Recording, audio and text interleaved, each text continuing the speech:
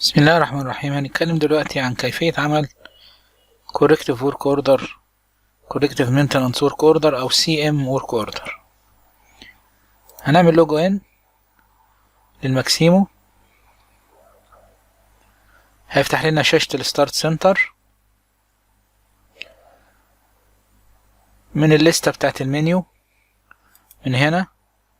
طبعا ما تتوقعش انك تلاقي كل الاختيارات دي عندك في الماكسيمو بتاعك، لان دي احنا بنشتغل على ماكسيمو تيست اونلاين، فمعظم الحاجات دي مش هتبقى موجودة، هيبقى موجود عدد قليل جدا اللي انت هتستخدمه حسب الجروب او حسب المكان بتاعك داخل الشركة. ورك اوردر، هنختار ورك اوردر تراكنج، هيفتح لنا شاشة الورك اوردر تراكنج على ايقونة نيو ورك اوردر من هنا او من هنا ايا كان، نقول له نيو، يفتح لنا رقم ورك اوردر جديد 21/12 او 2112. بنكتب ايه اللي احنا عايزينه، الايه كوركتيف مينتنس اللي احنا طالبينه. فلنفرض مثلا اللي احنا عايزين نعمل فيكس ذا انترنت بروبلم in my office. طالبين تصليح للإنترنت، مثلا في مشكلة في الأوفيس بتاعنا. طب الأوفيس فين؟ بنختار من هنا من لوكيشن select value، ونقول له مثلا هنا في السيرش أوفيس، يقول لنا كل الأوفيس اللي موجودة. نقول مثلا أوفيس 202، طلع لنا الأوفيس 202 وجواه الأسيت اللي موجود في الأوفيس ده ستاندرد ديسكتوب كمبيوتر رقمه A7808. كده عملنا الحاجة الأساسية في الورك اوردر. طيب احنا عايزين ده يتم امتى؟ ملناش دعوة بالجوب بلان، بيحطها الراجل المسؤول عن الصيانة والسيرفيس ادرس. عايزين التارجت ستارت امتى؟ هو من السكيدولينج. تارجت ستارت عايزينه مثلا بكرة،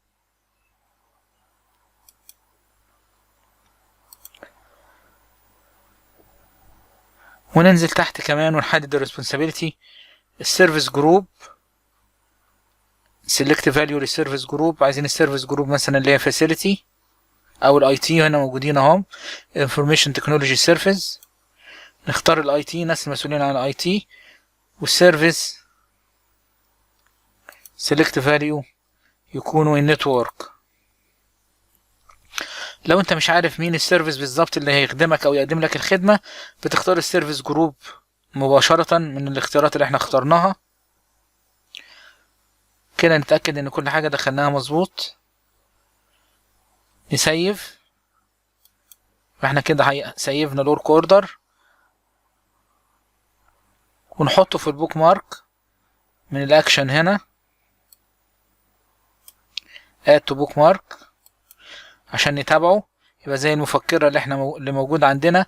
عايزين نحوله يبقى approved، ممكن نحوله يبقى approved من change status عشان يتم الموافقة ان احنا وافقنا على الشغل دوت، يعني ان هو يتم ومجهزين المكان للشغل. نختار approved ونقول له اوكي. كده يبقى الورك اوردر approved وراح للراجل المسؤول بتاع الاي تي في النتورك، هيلاقيه في الريسبونسابيلتي بتاعته ومطلوب ان هو ينفذه في الميعاد اللي احنا محددينه. هنفترض دلوقتي ان جاي لنا احنا بتوع الاي تي وجاي لنا الورك اوردر ده عشان ننفذه، يعني احنا لقيناه في الريسبونسابيلتي بتاعتنا وعايزين ننفذه. بنحتاج نضيف ايه؟ بنحتاج نخش في البلان،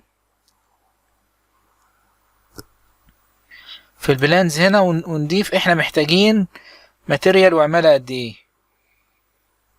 ليبر وماتيريال وسيرفيس وتولز، دي الحاجات اللي احنا محتاجينها. او نختار من بره جوب بلان نكون احنا عاملينها ومجهزينها فيها الحاجة دي موجودة مباشرة من هنا كده من الجوب بلان. نختار جوب بلان جو تو سيلكت فاليو، هيفتح لنا جوب بلانز، يشيل التشيك بوكس هنا لان ده بيقولك ان الورك اوردرز ديت للاسيت او اللوكيشن اللي انت عامله اونلي. احنا عايزين كل الجوب بلانز اللي موجودة هيت نعمل ريفرش في 65 جوب بلانس.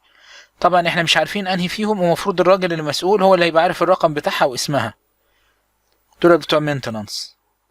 فاحنا هنختار مثلا واحدة تكون مناسبة للشغل اللي احنا هنشتغل عليه. دي خاصة بالتكييف، في تشين جايد اليفيتور فاير بي سي انسبكشن. دي بي انسبكشن مثلا ايه بتاعت فحص كمبيوتر، فنختارها.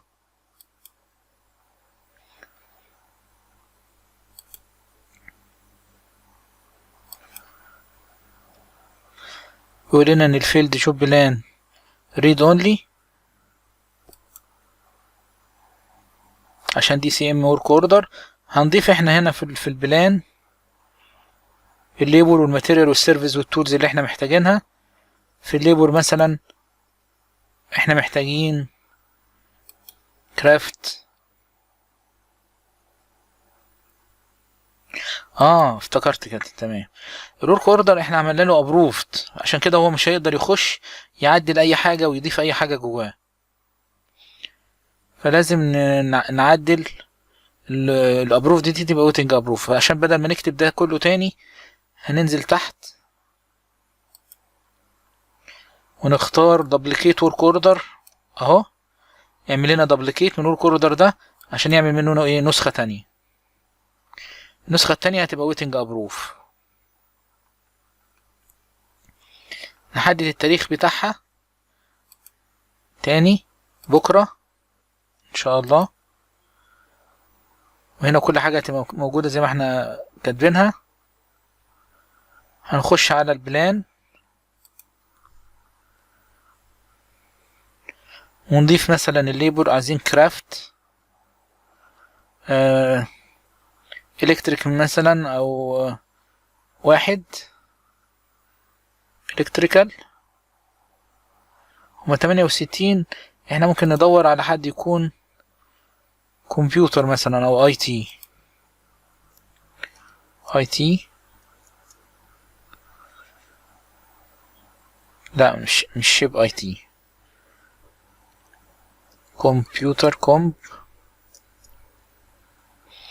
مفيش كومب برضو، يبقى هي الكتريكال. مهندسين كهرباء بيمثلين حاجات الكمبيوتر برضو. نختار مثلا، طبعا هنا مديك الريت الستاندر ريت بتاع كل واحد فيهم. نختار واحد من هنا واحد من هنا، نقول اوكي. طبعا في حالة الليستة الحقيقية او الماكسيموم يكون شغال في الشركات، هيبقى موجود قدامك الاسامي بتاعت اليوزرز دول او الليبر دولت بالظبط. الماتيريال مثلا احنا محتاجينها مش محتاجين ماتيريال، دي مشكلة فحص بسيط للكمبيوتر. السيرفيس برضو مش محتاجين سيرفيس. التولز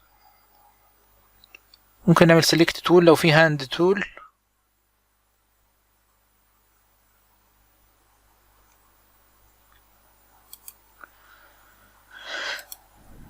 هاند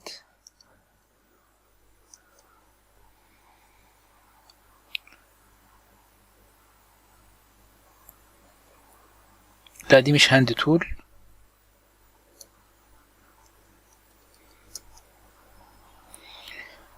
تيست روتيتنج تول مثلا، دي بتاعت التكييف. تول كيت ماشين تول ليس، لا مفيش هاند تول هنا مش ضايفينها، خلاص مش عايزين نضيف منها، نكنسل خليه على هذا الاساس.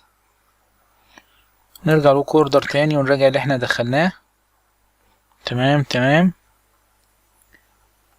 والتاريخ والريسبونسابيلتي.